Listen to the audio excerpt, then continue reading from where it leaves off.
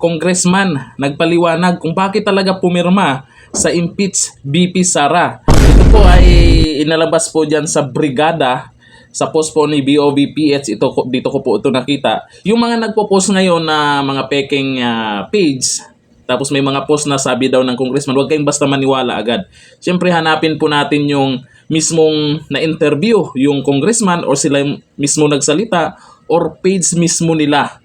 Kasi ngayon marami na pong siyempre mga congressman, maraming nagalit sa kanila, ay nagpapaliwanag sila. Dito natin malaman, ito po sa papakinggan natin, dito natin malaman na hindi lahat pala ng pumirma dyan ay gustong ma-impeach si VP Sara. Ang dahilan? Budget. Hindi po natin sila masisi kasi iniisip din po nila yung distrito nila. Kawawa po yung mga nasasakupan nila kung walang budget. O di ba?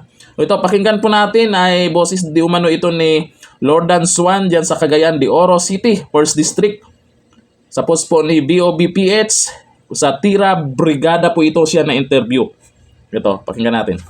Kabalo na ko daan, Brigada Aris, nga pagbotar na ako og yes aning impeachment nga grabe ang batikos, dagan kayong masuko sa ako kay ilang tan-aw nga gitalikdan nako ang Vice Presidente. Sa tinuod lang hangtod karon taas pagyapon ang ako ang respeto sa mga Duterte, Brigada Aris. Unya bugat kay nga desisyon sa ako dili ni sayon. Sama sa akong giingon kaganina nga kung dili pud ta ani mo duyog sa administrasyon ug sa majority, mahimo na tag opposition.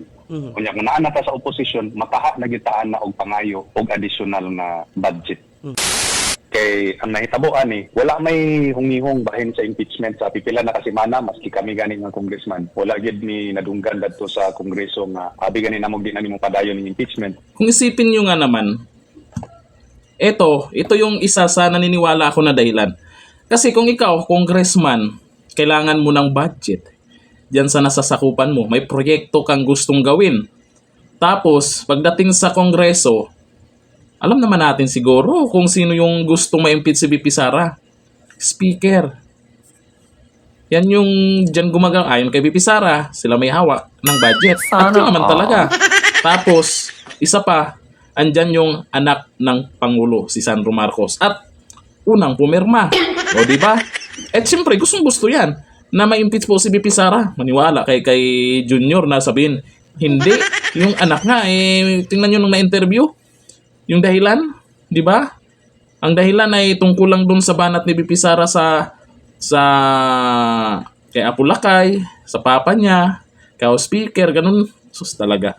Kung baga parang personal na dahilan, hindi yung tungkol sa confidential fund. Kasi alam naman natin sa confidential fund ay kung ikumpara sa issue po sa kanila ngayon sa BICAM, nako, 125 million kumpara sa trillion. Diba? Ang layo. Kaya marami silang dinahilan dito. Kaya dito, gusto ko pong intindihin talaga tong mga congressman.